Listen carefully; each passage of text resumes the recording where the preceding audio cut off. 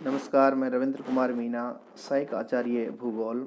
आप सभी का स्वागत है भूगोल की इस कक्षा में। इस कक्षा के अंतर्गत हम भारत का भूगोल पढ़ रहे हैं और उसके अंतर्गत हमने पिछले वीडियो में हरित क्रांति क्या है उसे जाना था। हमने देखा कि हरित क्रांति एक वह नीति थी जिसमें भारत में कृषि फसलों के उत्पादन के लिए उच्च उत्पादकता देने वाले बीजों का इस्तेमाल किया गया और उसका परिणाम ये रहा कि भारत में जो कृषि फसलें हैं उनका उत्पादन है वो बढ़ गया और यहाँ की खाद्यान्न ज़रूरतें हैं उनकी पूर्ति हो गई। आज हम भारत में हरित क्रांति के प्रभावों की चर्चा करेंगे कि भारत में हरित क्रांति के प्रभाव क्या क्या हैं। तो सबसे पहले हम देखें कि इस क्रांति के आर्थिक प्रभाव। हरित क्रांति से देश में इकोनॉमिकल इफेक्ट क्या आए वो देखें तो हरित क्रांति से देश में खाद्यान्न उत्पादन और खाद्यान्न की गहनता दोनों में ही तीव्र वृद्धि हुई। भारत अनाज उत्पादन के मामले में आत्मनिर्भर हो सका। 1968 में गेहूं का उत्पादन 170 लाख टन हो गया, जो कि उस समय का रिकॉर्ड था। उसके बाद के वर्षों में यह उत्पादन लगातार बढ़ता गया। हरित क्रांति के बाद कृषि में नवीन मशीनों जैसे ट्रैक्टर, हार्वेस्टर, ट्यूबवेल, पंप आदि का प्रयोग किया जाने लगा। इस प्रकार तकनीकी के प्रयोग से कृषि का स्तर बढ़ा और कम समय में श्रम और उत्पादन की जो प्रोडक्टिविटी है वो बहुत बढ़ गई। आर्थिक प्रभाव देखिए, कृषि के मशीनीकरण के चलते कृषि हेतु प्रयोग की जाने वाली मशीनों के अलावा हाइब्रिड बीज, कीटनाशकों, खरपतवारनाशी, रासायनिक उर्वरकों की मांग में तीव्र वृद्धि हुई। परिणाम स्वरूप देश में इससे संबंधित उद्योगों का अत्यधिक विकास हुआ। हरित क्रांति के फलस्वरूप कृषि के विकास के लिए आवश्यक अवसंरचनाएं जैसे परिवहन की सुविधा हेतु सड़कें, ट्यूबवेल द्वारा सिंचाई, ग्रामीण क्षेत्रों में विद्युत आपूर्ति, भंडारण केंद्रों और अनाज मंडियों का विकास है जो होने लगा। विभिन्न फसलों के लिए न्यूनतम समर्थन मूल्य, मिनिमम सपोर्ट प्राइस एमएसपी और अन्य सब्सिडी सेवाओं का प्रावधान भी इस समय शुरू किया गया। इसी कदम के फलस्वरूप किसानों को उनकी फसलों का उचित मूल्य मिलना संभव हो सका। ये उसके बाद के परिवर्तन हैं। किसानों को दिए जाने वाले इस प्रोत्साहन मूल्य से वे नई कृषि तकनीकी अपनाने में सक्षम हुए और किसानों को वित्तीय सहायता प्रदान करने के लिए विभिन्न वाणिज्यिक सहकारी बैंक, कोऑपरेटिव सोसाइटी आदि के माध्यम से उन्हें ऋण की सुविधाएं दी जाने लगी। इस कारण किसान कृषि में लगने वाली लागत को आसानी से इन संस्थाओं से प्राप्त कर सके। ये इसके आर्थिक प्रभाव थे हरित क्रांति के, जिससे भारत का किसान मजबूत हुआ और कृषि की उत्पादन क्षमता बढ़ी। हरित क्रांति और मशीनीकरण से उत्पादन में हुई बढ़ोतरी के कारण ग्रामीण क्षेत्रों में रोजगार के नए अवसर विकसित हुए। हरित क्रांति की वजह से पूर्वी उत्तर प्रदेश, बिहार, उड़ीसा से लाखों की संख्या में मजदूर पंजाब, हरियाणा और पश्चिमी उत्तर प्रदेश में रोजगार की तलाश में जाने लगे और इन लोगों को कृषि कार्य में रोजगार प्राप्त होने लगा। तो एक बड़ी समस्या जो बेरोजगारी की थी उसका भी हल निकल आया। साथ में इकोनॉमिकली रूप से भी इंडिया मजबूत हुआ। अब इसके हम देखें सोशल इफेक्ट कि इसका सामाजिक प्रभाव क्या पड़ा। हरित क्रांति की वजह से भारत की ग्रामीण समाज में व्यापक स्तर पर बदलाव हुआ। इनमें सर्वाधिक महत्वपूर्ण था कि ग्रामीण समाज का जो बाजारोन्मुख और गतिशील होना। हरित क्रांति के बाद कृषि पूर्व की भांति मात्र एक जीविकोपार्जन का साधन नहीं रही, बल्कि यह ग्रामीण समाज के लिए आय का मुख्य स्रोत बन गई।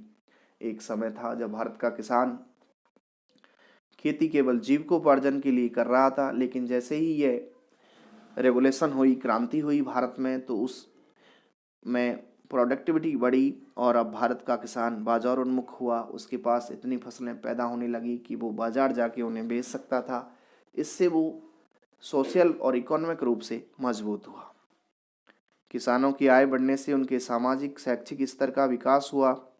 इसकी वजह से ग्रामीण क्षेत्रों के लोगों में स्वयं केंद्रण की भावना का विकास हुआ, जिससे पारंपरिक संयुक्त परिवारों के स्थान पर एकल परिवार की व्यवस्था प्रचलन में आ गई। देखिए, पहले जब जीविकोपार्जन के लिए कृषि की जाती थी तो उस समय संयुक्त परिवार हुआ करते थे, क्योंकि उस समय मेहनत बहुत करनी पड़ती थी। लेकिन भारतीय कृषि में जब नई नई मशीनों का आविष्कार हुआ, उन्हें उपयोग लिए जाने लगा, मशीनीकरण हुआ, तो ऐसे में स्वयं केंद्रण की भावना लोगों में उत्पन्न हो गई कि हम कमाएंगे, हमारे लिए ही इकट्ठा करेंगे। तो उससे परिवार टूटने लगे और धीरे धीरे एकल परिवारों बढ़ने लगे। ये इसका सोशल इफेक्ट पड़ने लगा। हरित क्रांति के कारण लोगों की आय में वृद्धि हुई और इससे ग्रामीण समाज में पारंपरिक रूप से चली आ रही प्रथाओं जैसे जजमानी प्रथा, वस्तु विनिमय आदि को समाप्त कर दिया गया। प्राचीन समय में जजमानी प्रथा हुआ करती थी कि किसान के पास जब पैसा नहीं हुआ करता था तो वो साहूकार से, जजमान से पैसे लेके कृषि करता था, खेती करता था, और वो पूरी खेती फिर उस जजमान के ऊपर ही डिपेंड करती थी कि वो उसमें से कितना भाग लेगा, कितना किसान को देगा। दूसरा, वस्तु विनिमय व्यवस्था हुआ करती थी कि जब रुपयों की कमी थी तो किसान जब दूसरी वस्तु खरीदना चाहता था तो वो अपनी एक वस्तु देता था और उसके बदले दूसरी वस्तु लेता था। तो ये दोनों ही प्रथाएं जब किसान के हाथ में पैसा आया खत्म हो गई। हरित क्रांति के विषय में यह कहना अनुचित नहीं होगा कि यह छोटे और सीमांत किसानों की तुलना में बड़े किसानों के लिए अधिक लाभप्रद रही। इसका मुख्य कारण नई तकनीक में लगने वाला अत्यधिक लागत थी, जिसे छोटे किसानों द्वारा वहन करना संभव नहीं था। इसका परिणाम यह हुआ कि धनी और निर्धन किसानों के बीच असमानता बढ़ गई और कुछ स्थान ऐसे भी थे जहाँ पे ये जो विभिन्नता, डाइवर्सिटी उत्पन्न हुई, उससे आपस में संघर्ष भी हुआ, क्योंकि जो धनी किसान थे वो और ज़्यादा धनी हो गए और जो गरीब किसान थे वो और ज़्यादा गरीब हो गए, या फिर उनका स्तर इस प्रकार से नहीं उठ पाया जो उनकी बराबरी वो कर सके। जहाँ हरित क्रांति ने अर्थव्यवस्था, समाज, संस्कृति में बदलाव किए, वहीं इसने कई नैतिक समस्याएं भी पैदा कर दी कि उत्तर भारत के इलाकों में किसान, पंजाब, हरियाणा, पश्चिम उत्तर प्रदेश में नशा, शराब आदि के सेवन की प्रवृत्ति बढ़ गई, क्योंकि यहाँ के किसान बहुत घनाढ़ हो गए। हरित क्रांति का महिलाओं के जीवन पर भी व्यापक प्रभाव पड़ा। हरित क्रांति से पूर्व महिलाएं बाहर खेतों में काम करके घर के पुरुष सदस्यों का हाथ बटाया करती थी, लेकिन किसानों की आय बढ़ गई, उससे मशीनों का प्रयोग होने लगा और ग्रामीण महिलाओं की स्वतंत्रता कम हुई।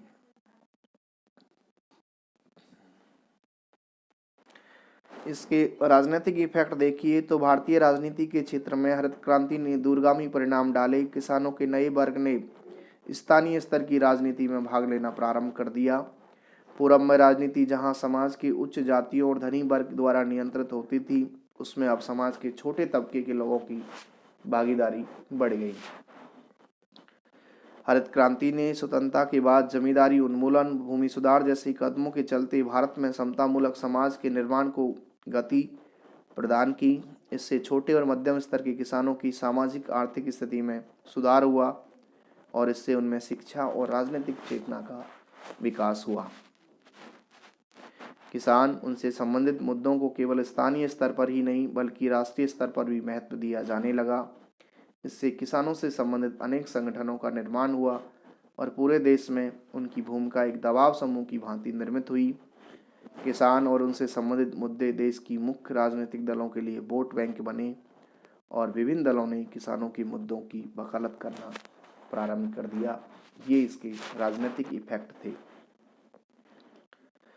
तो हरित क्रांति को हम ओवरऑल देखें तो भारत में यह मील का पत्थर साबित हुई। पूरे भारत को ही हम देखें इकोनॉमिक रूप से, खाद्यान्न आपूर्ति के मामले में, सोशल रूप से या पॉलिटिकल रूप से, तो इसमें बड़ा चेंज मेकर साबित हुई यह हरित क्रांति और इसके दूरगामी परिणाम अच्छे रहे कि भारत आज खाद्यान्न में पूरी तरीके से आत्मनिर्भर है और आगे भी आत्मनिर्भर ही रहेगा। Thank you.